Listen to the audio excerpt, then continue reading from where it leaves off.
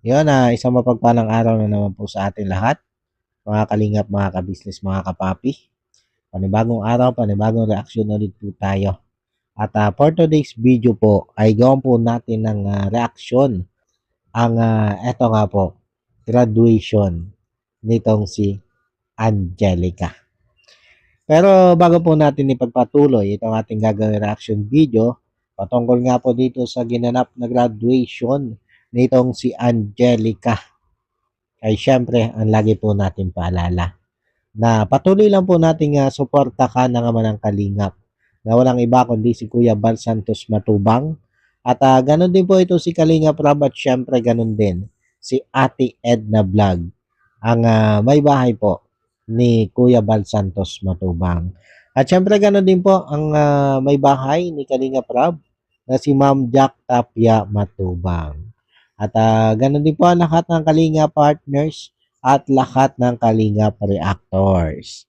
At yan mga Kalingap, mga kabisnes, isama na rin po natin sa patuloy natin susuportahan ang Kabisnes Official, Papa Dins TV, Kabisnes Family, at Mrs. KB Official.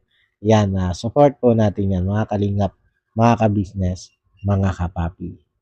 At yun, tuloy na po tayo dito sa ating gagawing reaction video. Patungkol nga po dito sa pagdaraos ng graduation nitong si Angelica. At una po sa lahat ay congratulations muna dito kay Angelica. Dahil bukod nga sa graduate na siya ngayon ay kita nyo naman may award pa. Pagpapakita lang yan kung gaano katalino at kasipag itong si Angelica na mag-aral. Kaya masasabi nating deserve na deserve nitong si Angelica ang ginagawang pagtulong sa kanya ni Kalinga Prab, lalong-lalo na nga sa kanyang pag-aaral. At kita nyo naman, pinatunayan talaga nitong si Angelica na hindi sayang ang ginagawang pagtulong sa kanya ni Kalinga Prab. Kasi kita nyo naman, may award si Angelica. Di ba? At dito, mga kalingap, mga kabisnes, mga kapapi, habang andito siya, nag-iintay na tawagin ang kanyang pangalan, ay kapansin-pansin dito, mga kalingap, mga kabisnes, mga kapapi, ang paglinga-linga nito si Angelica at halatang hinahanap niya itong si Coach Ralph. Kaya lang, ang masakit na balita ay nung tawagan nito sila Kalingap Ian, itong si Coach Ralph ay nagsabi itong baka hindi siya makarating dito sa graduation ni Angelica dahil nga recognition din nung kanyang kapatid. At itong si Coach Ralph ang dumalo doon sa recognition ng kanyang kapatid. Kumbaga, nagkasabay yung recognition ng kanyang kapatid at itong mismong graduation nitong si Angelica. Kaya maging itong sila Kalingap Ian ay nanghinayang. Dahil syempre, isang napaka-importanting kaganapan nito sa buhay ni Angelica. Tapos, wala pa dito si Coach Ralph.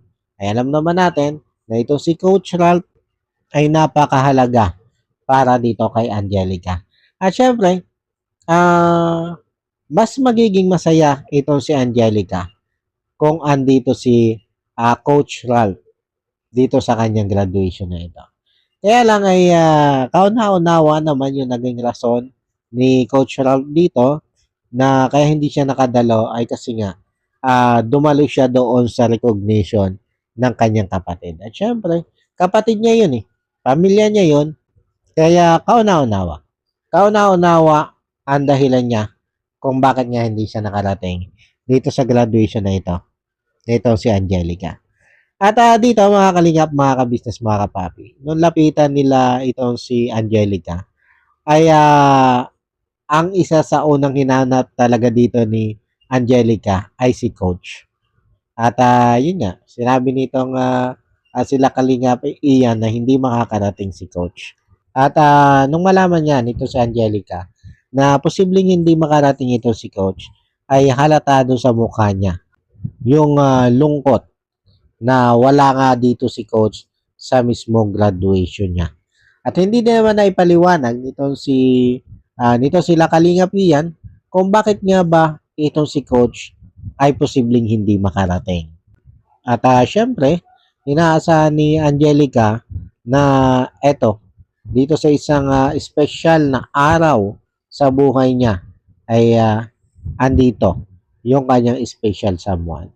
Kaya nga lang, ay dahil sa may lakad dito si Coach Ralph na sabi ko nga ay kauna-unawa naman yung kanyang dahilan kung bakit nagsabi siyang hindi siya makakadalo dito sa graduation ni Angelica.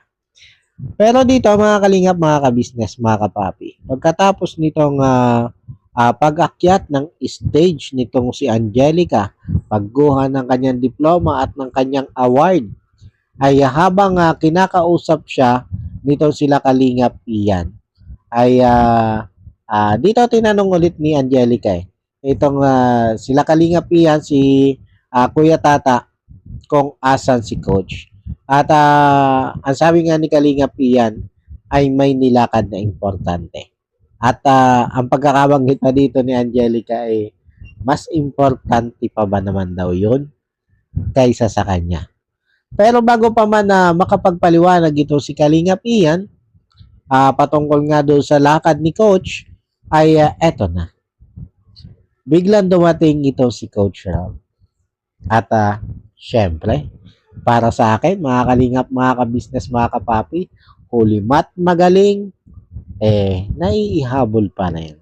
At nakita naman natin, nung makita nitong si Angelica, itong si Coach Ralph na paparating, talaga namang hindi maitago o hindi maikubli ang kanyang sobrang kasiyahan nang makita nga niyang andito ito si Coach Ralph.